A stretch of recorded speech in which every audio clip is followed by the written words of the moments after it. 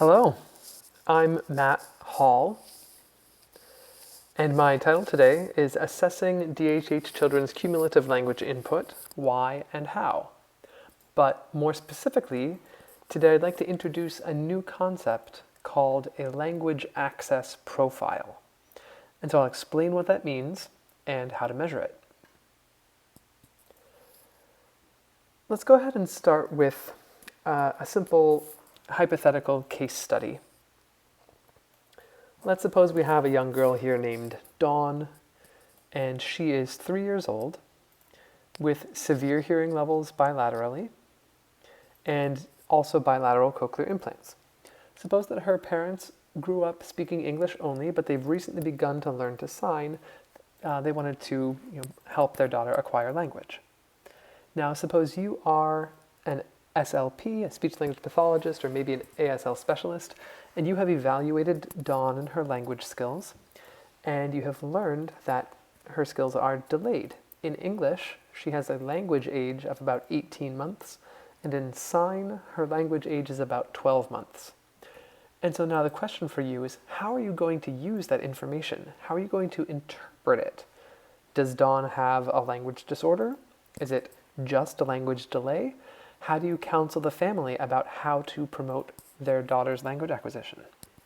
My point today is that if we want to answer those kinds of questions, it is really important that we look not only at her language proficiency, we also need to assess her language input.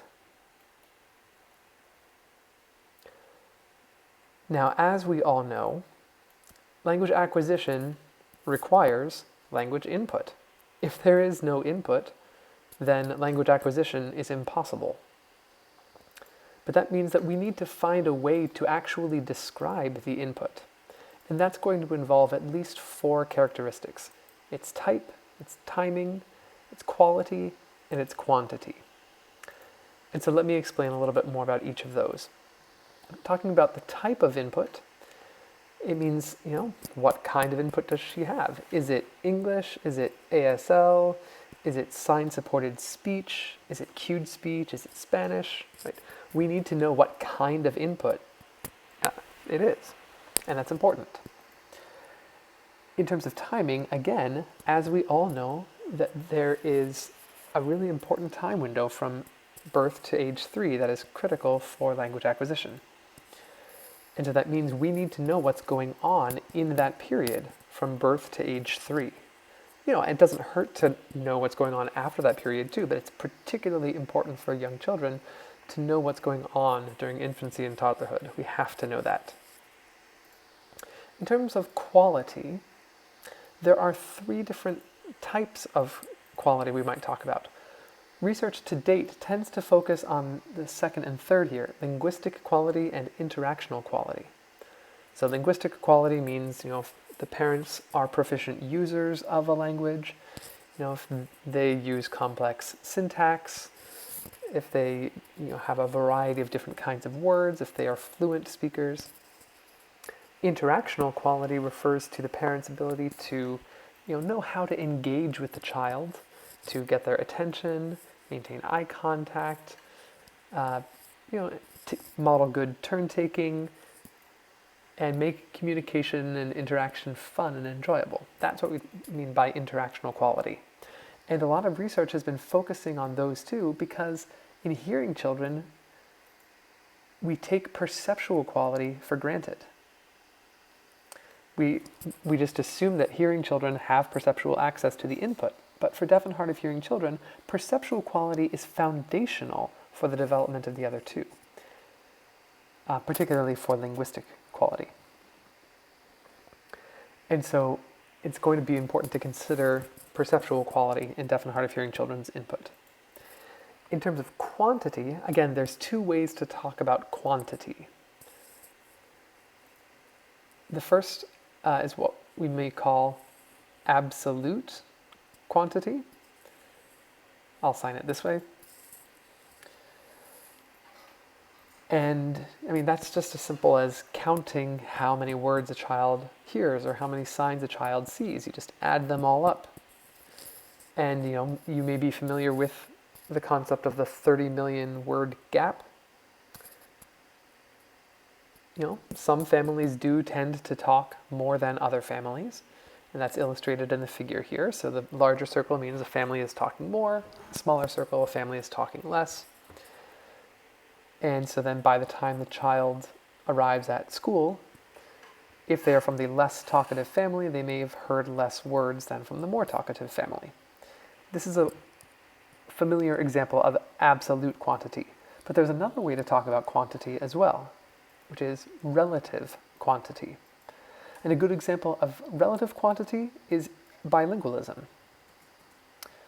So suppose we have these two families and they talk overall about the same amount, but in the bilingual family, their language is split, it's divided. And so a hearing child in a bilingual family is going to have less experience with English than a hearing child in a monolingual family of the same level of talkativeness. So now, how do we typically approach the input with deaf and hard of hearing children? A lot of research to date tries to describe input by using communication mode. That's often how we try to describe their experience with language input. But does that actually work?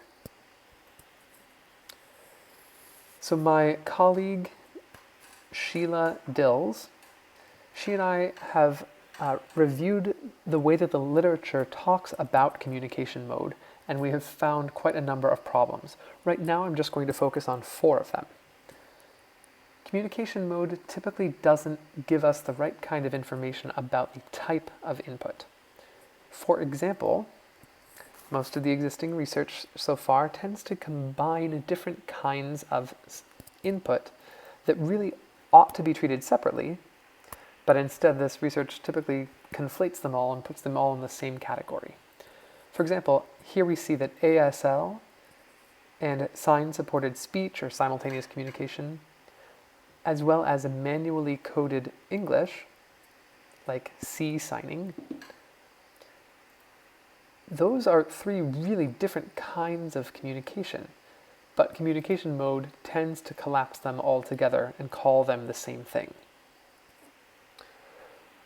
Also, we know that deaf and hard of hearing children often have complex experiences involving many different types of input, particularly as they grow up.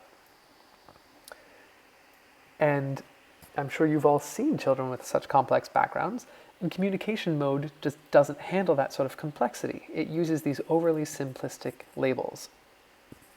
So communication mode really doesn't give us good information about the type of input. How about the timing? Unfortunately, I think it's the same issue. Communication mode, only about 30% of studies that use communication mode really provide extensive information about what's going on during the birth to 3 period. The other 70% provide either very little information or perhaps none at all. And so in general, communication mode does not tell us what's going on during this really important time period from birth to 3. Let's talk about quality. Now, we know that communication mode is not going to capture linguistic or interactional quality. That's okay. We have other ways of describing those too. But what about, for deaf and hard of hearing children, what about perceptual quality? That's really important. So we need to know if communication mode captures perceptual quality. Well, as I explained before, language exposure requires language input. But what do we mean by language input? So here we need to introduce a distinction between language exposure and language access. Language exposure refers to a communicative signal that someone is sending to a child, whereas language access refers to a signal that that child is receiving. Now, language acquisition depends on language access. That's really what's necessary. But communication mode typically describes language exposure. So let me show you what I mean. So here we have three hypothetical children. They are all children who would have, quote unquote, the same communication mode. These are all children whose families are focusing on English only, listening and spoken language. But if we look at their actual experience with English, we see that it's quite different between the three. Maybe it's because they have different hearing levels, maybe it's because they have different types of hearing technology, or maybe they use their hearing technology different amounts of time. But whatever the reason, it seems that those three children really experience different amounts of auditory access to spoken English. But communication mode overlooks that, and it treats them all as having the same communication mode, and that's not appropriate. So communication mode does not capture what we need to know about language quality. It doesn't include information, crucially, about perceptual quality. That's a really important gap. Now, as for quantity, again, we know that absolute quantity is not going to be captured in communication mode. It's fine, and we are happy to accept that limitation. But what about relative quantity? Can communication mode describe that? Well, again, here we have three hypothetical children who have different amounts of access to ASL, different amounts of access to English as well. But once again, communication mode treats these children as if they are the same. Communication mode is not sensitive to how much experience a child has with different kinds of input. It tends to just be a yes or no. So our answer is no, communication mode does not inform us about, it doesn't give us the information we need to know about a deaf or hard of hearing child's input. And so we're arguing that we need to discard communication mode entirely, but we are still going to need something. So what do we replace it with? My proposal is that we replace communication mode with a new concept that I'm calling a language access profile. So I will argue that language access profiles are a better choice. They give us a better way to describe deaf and hard of hearing children's early experiences with language input. So language access profiles can help us understand the type of input, because in this approach we separate all of these different types of input. We distinguish between them. And so English here means having auditory access to English. ASL means actual ASL, as distinct from sign-supported speech, as distinct from cued speech, as distinct from manually coded English, distinguished from other spoken languages, and so on. Now, it is certainly possible that we might need to make more distinctions than this in the future, absolutely. But I think we definitely cannot make any fewer distinctions than this. Language access profiles, I'll abbreviate it with LAP. So language access profiles can help us understand timing, because this approach is designed to focus entirely on what happens during the birth to 3 period. All of our research so far has focused on that time window.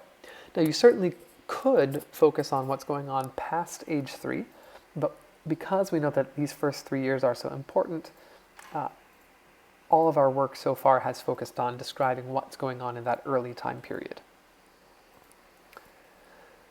Language access profiles help us understand perceptual quality by including this axis here called limited access. So what that means is, if a child is navigating life with limited access to some kind of perceptual language input, we have to include that in our construct. We can't just ignore it. It has to be part of the concept. And now language access profiles help us understand relative quantity by using percentages, assigning percentages to these different kinds of input that altogether sum to 100%. So now I'd like to show you what one language access profile would look like for a deaf or hard of hearing child. So the shape that you see here represents this child's language access profile. So let me explain a little bit. You see here about 25% limited access. So that could be related to time prior to hearing aids or time before the family began to sign, for example.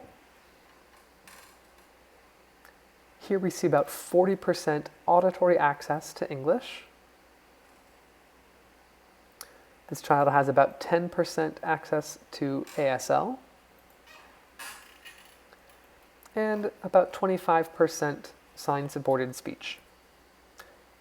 And so all that considered together, from birth to age 3, is this child's language access profile. So now let me go ahead and show you what a different profile would look like.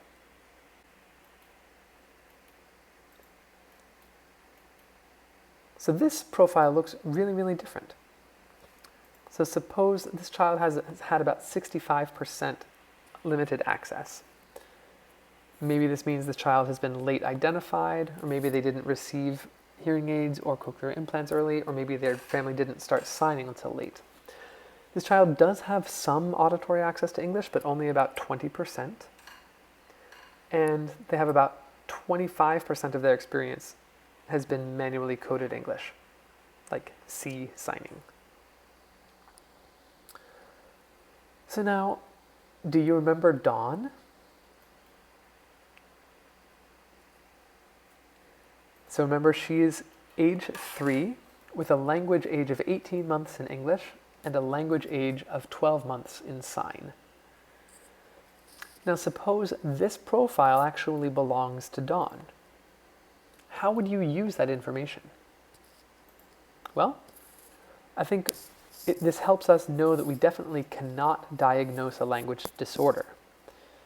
Because, well, for English, she's only had about 20% of her input in English. That's just not enough for us to reasonably expect that she would acquire English. And this also helps us understand that her sign skills are weak because, well, she's had no access to ASL. All of her signing is actually from manually coded English, which means we certainly cannot use ASL assessments to understand her sign skills. That's assessing the wrong language. So we definitely can't diagnose a language disorder. So what do we do? How would we counsel the family or make a recommendation? So I think what this profile is showing us is that the most important thing for this family is to figure out a way to reduce the amount of limited access. So we have to figure out what sort of approach would most effectively reduce that value. What other approaches can we increase that would provide better access to language input? But now, let's suppose that Dawn's language access profile looked like this. Now, if she actually has about 80% auditory access to spoken English, then we should be surprised to see a language delay of 18 months. And this, again, would help us understand why her sign skills are weak. In this case, she's had only about 10% of her input in sign, and that 10% is, again, not ASL, it's sign-supported speech. So how would we counsel the family in this situation? Well, it seems that even though she has a lot of auditory access to spoken language, it's not developing in the way that we would expect. So perhaps there's a language disorder, or perhaps she has less auditory access than we thought, or perhaps for some reason, spoken language is not meeting her needs. Now at the same time, she has very little access to sign, but she does seem to be benefiting from that. So it may be worth counseling this family to switch toward a more sign-focused strategy, potentially adding ASL. Now let me give you one last example. Suppose her language access profile looked like this. If she has had 60% of her input in ASL, then again, we should really be surprised to see such a 2-year delay in her ASL skills. So that would make me want to look a little bit deeper to see if there may be something going on with linguistic quality or interactional quality. I doubt it's actually a language disorder because if you look at her English skills, she's only had about 20% of her input in English, but her English language development is actually better than her ASL development. And so somehow her spoken language has become more advanced than her sign. So I doubt that that is actually reflecting a language disorder. So to sum up, if we know about a child's language input, that is going to help us more appropriately interpret or understand their language outcomes. And knowing what has happened so far helps us establish better goals for what we want to see their language input look like in the future. And if we have that vision established, then we can use family language planning to create everyday activities and routines to support achieving that goal. Now, if a child's language is delayed, sometimes it's hard to know if it's better to continue with the same strategy and wait in hope, or if it's time to switch to a different approach. I think language access profiles can help with that. Suppose that a child has a language delay in 2 languages, and let's say that the delay is about the same degree in both languages.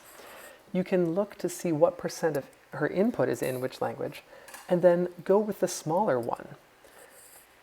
Clearly, the child has been benefiting more from the language that they've had less experience with, and so it may be worth increasing that one. Now finally, some families may feel stuck. One group may be trying to pull them in one direction and another group in a different direction, and they may feel stuck or feel conflicted. I think language access profiles can help remind everyone that they do all share one common goal, which is that everybody wants to reduce the amount of limited access. Everybody wants to see that value go down, and we can discuss how one approach might accomplish that, how a different approach might accomplish that, and figure out which one is going to be the best fit for this family to reduce the amount of limited access in this child's experience. Now, so far I have been talking about language access profiles as applied to individuals to meet their particular needs.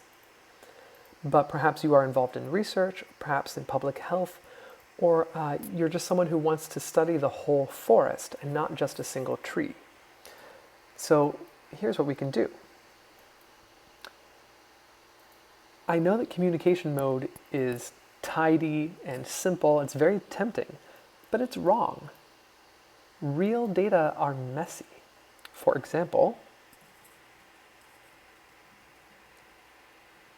these are real language access profiles from about 105 deaf and hard of hearing children from around the United States.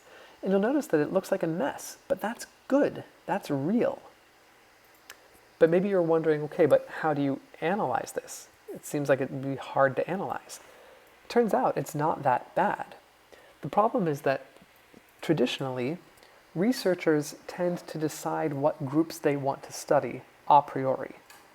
And then they look at the children that they have and figure out how to put the children into those groups.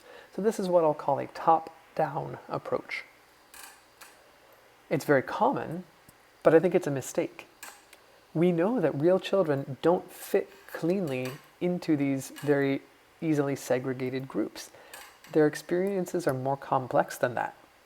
So what I propose to do is flip this around and let the data show us where there are naturally occurring groups. That's what I'll call a bottom-up approach. So one way to do that is through hierarchical cluster analysis. And so next I'll show you these same data analyzed by cluster, color-coded. So each color here represents a different language access cluster. I know it's still a little bit difficult to see with them all overlapped, so on the next slide I'll show you the same data again, just separated on different plots. So our research has found these 5 different clusters. Now, does that mean that every child in a particular cluster has exact same experience? No, no, no. But they're pretty close. And importantly, the experiences are distinct from those of children in another cluster. So our next question then is, if we know which cluster a child is in, will that predict their language outcomes? We are hoping to learn more about that very soon. So now I have explained the why, but one thing that I haven't yet explained is the how. How do we actually measure this? And that is coming up next. So our approach had 2 parts to it. This is work in collaboration with Stephanie DeAnda. She is a hearing SLP and professor at the University of Oregon. A few years ago, she developed a tool called the Language Exposure Assessment Tool. And for a few years now, she and I have been working together to modify that tool to make it applicable to deaf and hard of hearing kids. So we append a D in front of that, so it's the D-LEAT. At the same time, we have also been developing a separate tool called the Language Access Profile Tool. Now, both of these have pros and cons. So today I'd like to introduce both of them to you. I can't go into depth and explain absolutely everything. There's no time for that. But if you're curious, if you'd like to learn more, please do go ahead and contact me. So now I will introduce the Language Access Profile Tool. I'll abbreviate LAPT or LAPT. So this is a valid and reliable tool for learning about deaf and hard of hearing children's language input from birth to age 3. It is pretty intuitive. It tends to be pretty easy for professionals to give and easy for families to understand. It is cheap. In fact, it is free at the moment, and we are hoping that it will be always free. Now, is it actually practical? Is it going to help you? We've been using it as researchers, but our goal is that it would help you in your everyday work. But of course, we don't know that yet. So if you would like to be involved in helping us figure that out, please let me know. So I'll just describe a sort of bird's eye view of how it works. It is web-based, so it does require a functioning internet connection. The data are saved on a HIPAA-protected server at Temple University. The interview is a caregiver report. So you do need to have a one-on-one conversation with the parent or the caregiver. It can happen in person, it can happen over the phone, on video chat, whatever. All of that is fine. The interview asks parents to think back in time. All interviews focus on the period from birth to age 3. But if the child is as old as age 12, this interview can still be used. The parents have to look back a little bit longer. The interviews tend to last about 15 to 20 minutes. So this is the general structure of how the interview proceeds. So I'll go ahead and walk you through it. We start with some metadata, a participant ID code, a birth date, and a data sharing agreement. Everything here is kept secure and private. And in fact, we only ask the month and year of the birth date. We don't need the actual day. And the participant always has control over what information they share. We then move on to explaining language exposure versus language access, the same way that I explained it to you a few minutes ago. We use exactly this same picture, and we just introduce the concept to parents. We talk about language exposure as signals sent and access as signals received. And that we explain that we really want to focus on language access. And most families really seem to get that. Then we have a warm-up period. And during this warm-up, this is where we introduce the concept of what we're trying to do. We're trying to elicit information about language input. So then we explain the different kinds of input. And the tool includes some brief descriptive sentences and some videos that we can show parents what the different kinds of input look like. Sometimes parents are confused, for example, between the difference about the difference between ASL and sign-supported speech. Maybe they've never seen cued speech before. So we show examples of what it looks like for English without sign, examples of ASL, sign-supported speech, which in our case includes baby sign, includes simultaneous communication. We have examples of manually coded English, like the baby is sleeping, examples like that. We have examples of cued speech. And then we include categories for other spoken languages like Spanish, French, whatever, Japanese. And then there's this category here, other or unknown. We know that some deaf and hard of hearing children have complex experiences, and so it's always nice to have this kind of other category. And then we also explain two components of limited access. In that top paragraph, we explain how to think about the time that has passed before language access began. And in the bottom paragraph, we explain a little bit more about, access is not an all or none phenomenon. It's a gradient. And so that we need to be thinking about how much auditory access a child has or how much visual access a child has. And so we explain to the family how to sort of modify their estimate to take both of these aspects into account.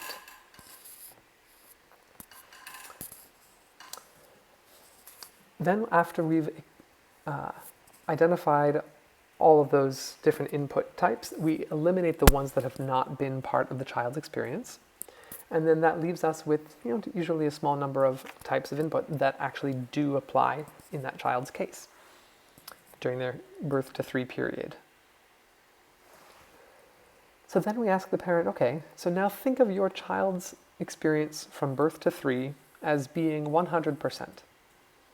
Now, how would you divide that 100% across these different categories so that it all adds up to 100% again? And we ask parents to make those judgments in bins of about 10% each.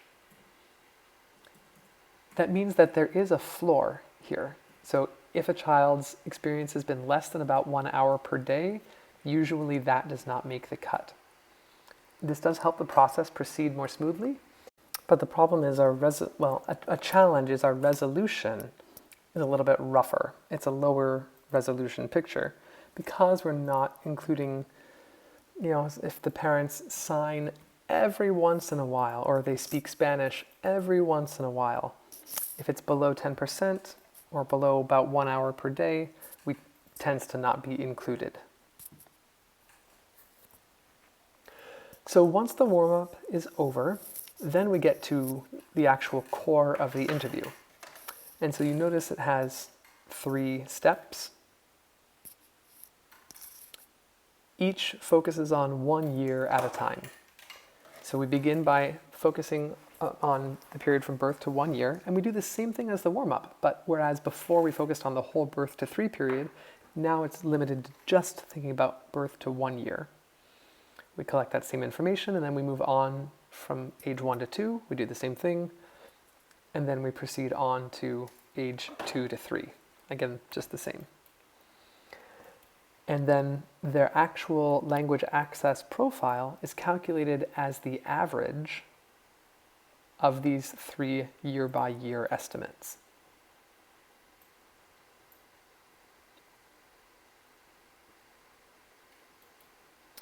So when that's done, the next page displays a bunch of demographic questions.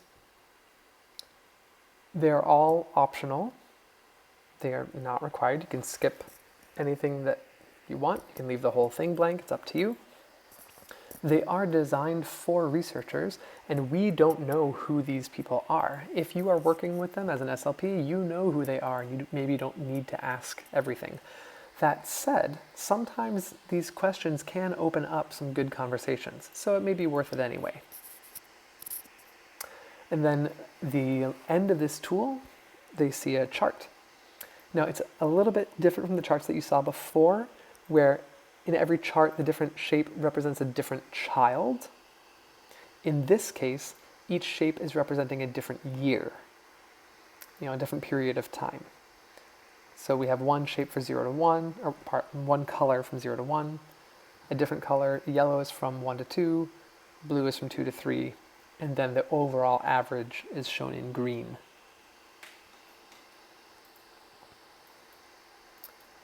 And families often appreciate seeing this visualized this way.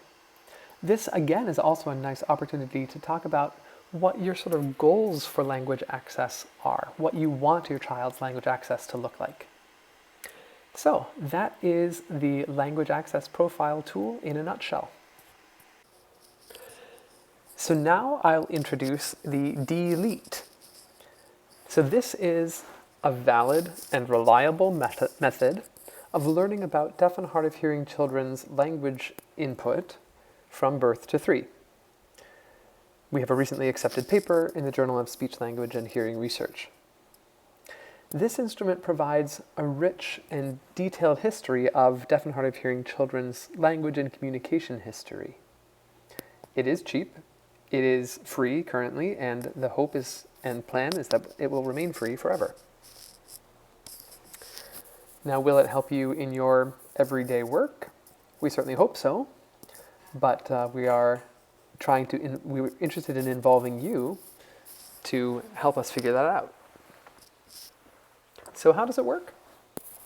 This is a spreadsheet-based software. You can use it with Excel or in Google Sheets,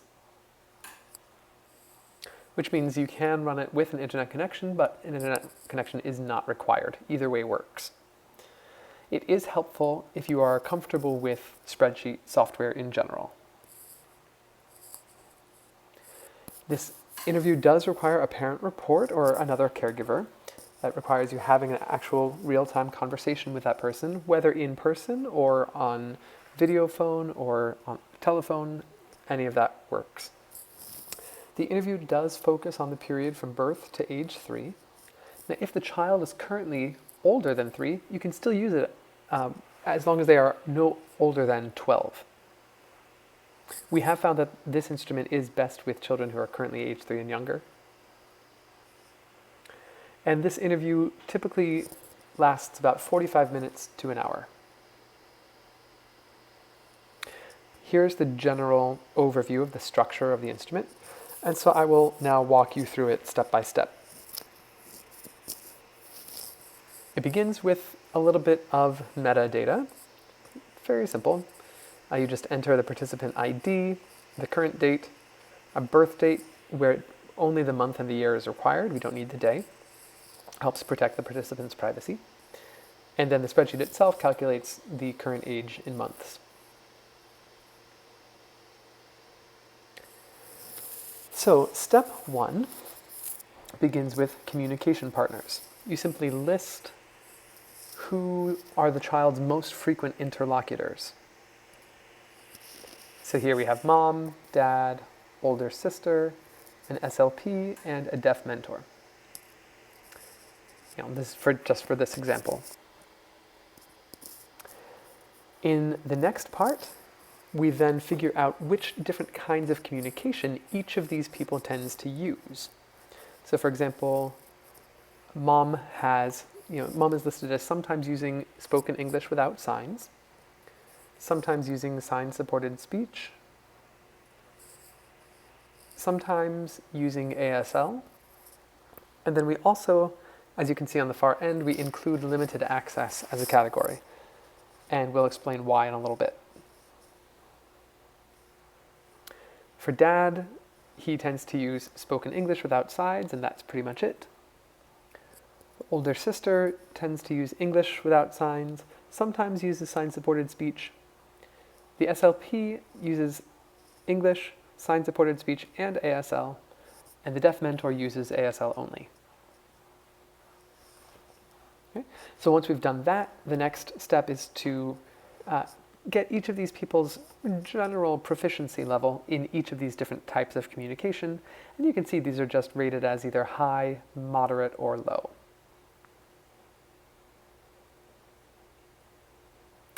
Okay, so then we move on to the next part, which is to figure out the age when the child first had access to language. Now, as we know, when children are born, there tends to be lots of language exposure happening around them, but that doesn't always mean that there is language access. It certainly can be, for example, if you have a mild or unilateral hearing level, or if the family has signed at birth, then the age at first access can certainly be 0, meaning birth. But other children's first access to language happens later. It may be after they've received a cochlear implant or after they've been amplified with hearing aids. It might be after the family has begun to sign or use another form of visual communication. And so the number that goes here shows the age in months when language access began, which means that prior to this time, all of that time is assigned to the limited access category. Okay, so when we've figured that out, then we move on to the next part, which is the real main content. And we start with one communication partner. And I recommend beginning with someone from the early intervention team. It tends to be a little bit simpler and it helps the family understand the process. So here, for example, we have an SLP. So now, once we've identified that communication partner, we begin working through these steps. First, we identify the age when that person entered the child's life and when they stopped interacting with the child. So in this case, we're going from 9 months to 36 months, or age 3. Now, it is certainly possible that this family continued with the SLP past 36 months, but our interview stops and hits a ceiling at 36 months, so we enter that there. And so then we ask the parents if there have been any significant changes that have occurred during that 9 to 36 month period. For example, changes in hearing level, changes in communication approach, or changes in the person's schedule of interaction with the child. And if the answer is yes, then we subdivide that period. So here, as you can see, we have subdivided that time into 3 regions. And so in this case, the example refers to the child having gotten one cochlear implant at 12 months and a second cochlear implant at 18 months. And so that means we have 3 time windows. There's the period from 9 months to 12 months before the first cochlear implant. There's the time from the first CI to the second CI from 12 months to 18 months. And then there's the time after the second cochlear implant from 18 months all the way up through 36 months. Okay, so after we've identified start and stop, then we look at how many days a week does this person typically see the child. So this SLP is reported as seeing the child about once a week. Here, it's shown as Tuesdays. If you don't know the actual day, that's fine. You can just pick one. And then the next idea is to figure out how many hours the child and this communication partner tends to communicate. Now, we really do try to measure communication time. So, for example, if the child were going to daycare and stayed there for about 6 hours, but tends to take a 2-hour nap, we would really only count that as 4 hours of communication time. Here, we see that the SLP tends to visit with the child for about 1 hour. So that's where that 1 is coming from.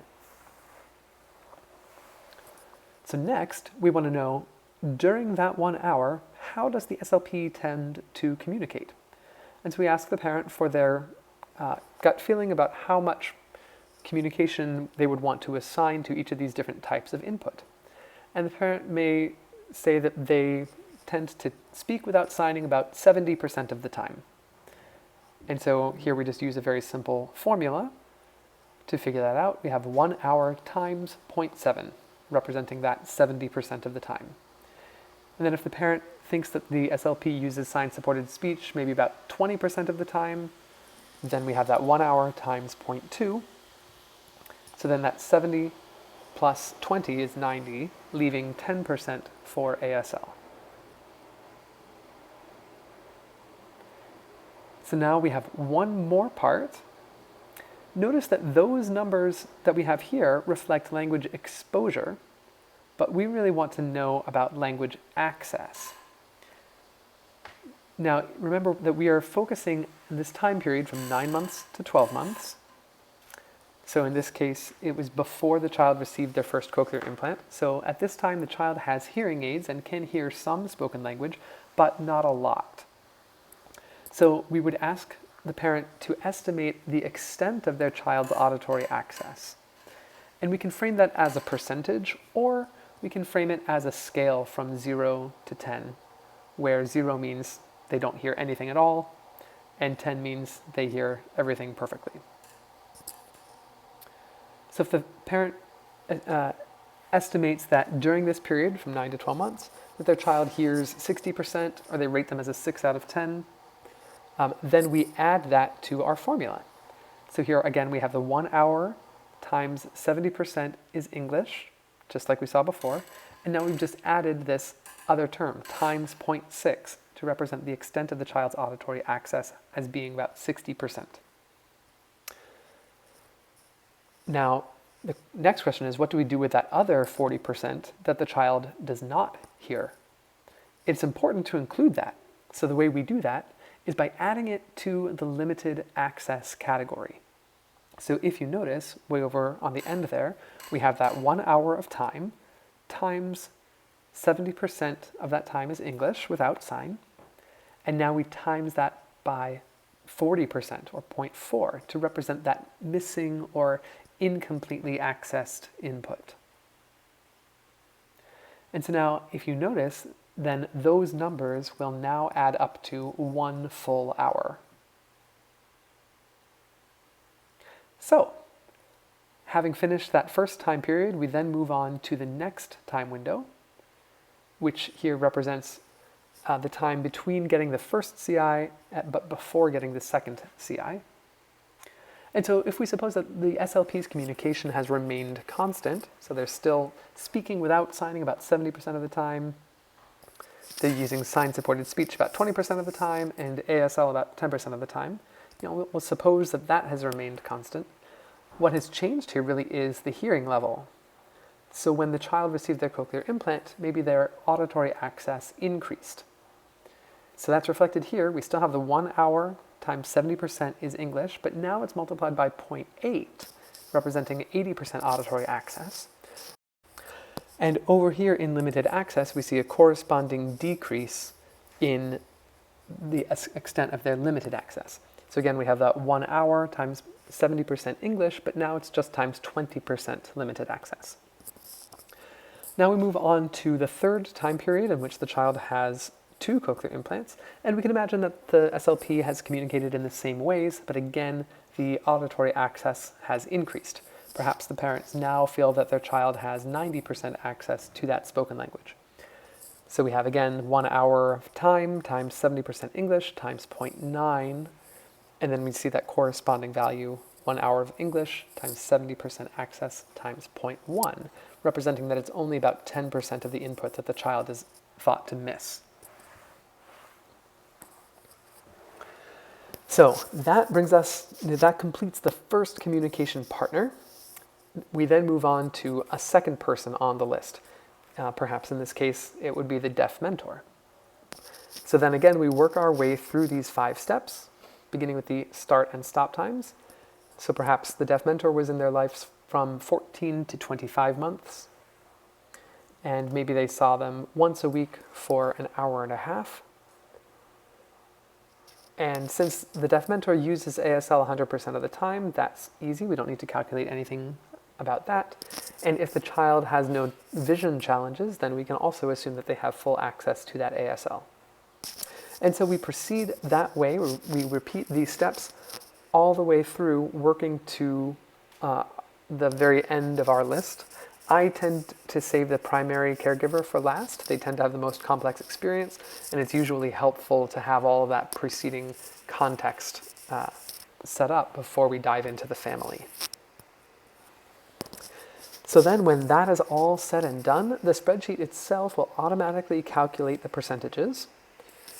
So this is telling us that this child's language access profile includes 40% limited access, 54% auditory access to English without signs, 5% ASL, and 1% sign-supported speech. Now this is of course just a made-up example.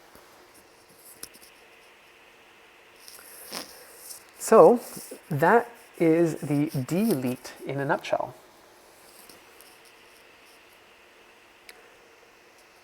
So now I'll just take the opportunity to compare these two instruments a little bit, since you have seen them both, evaluate their strengths and weaknesses. Understand that both of these instruments are designed to solve the problems that we saw with communication mode previously. The D-elite is based on an already tested and already validated measure from hearing children that we are borrowing from that spoken language research and applying it to deaf and hard of hearing children, whereas the LAPT is just a brand new measure of our own creation. The D-elite provides a lot of rich and detailed information about a child's language history, whereas the LAPT provides more of an overview or a broad strokes estimate. However, the D-elite is much more difficult to administer and requires a greater degree of expertise, whereas the LAPT is a little bit more user-friendly. Both of them, of course, do focus on the period from birth to age 3. They are both a little bit more flexible. You could, if you wanted, extend that period out a little bit longer. You may be wondering if these two instruments agree with each other. If we gave them both to the same child, would we get the same answer? So we tested that question in this recently accepted paper. And the answer is yeah. We get a very similar picture between the two.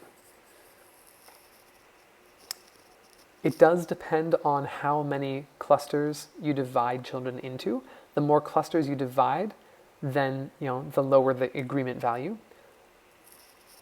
But with 5 clusters, we're seeing about 79% agreement with a kappa value of, it's fairly strong, it's above 0.7, which means it's a pretty good value. So here are our recommendations. If you are working with a child who is still age 3 or younger, you may want to choose the D-elite. If they are age 3 or older, you may want to choose the LAPT. Now, especially this is true if you are going to be seeing the child over and over again. The D-elite may help you track that child's change over time in finer increments. But of course, it is more time consuming to administer. So if your time is limited, then using the LAPT might be a better choice. If for some reason you really do need that very rich and specific detail, go for the D-elite. If all you need is a general idea, if that would be good enough for your purposes, then the LAPT might be better for you.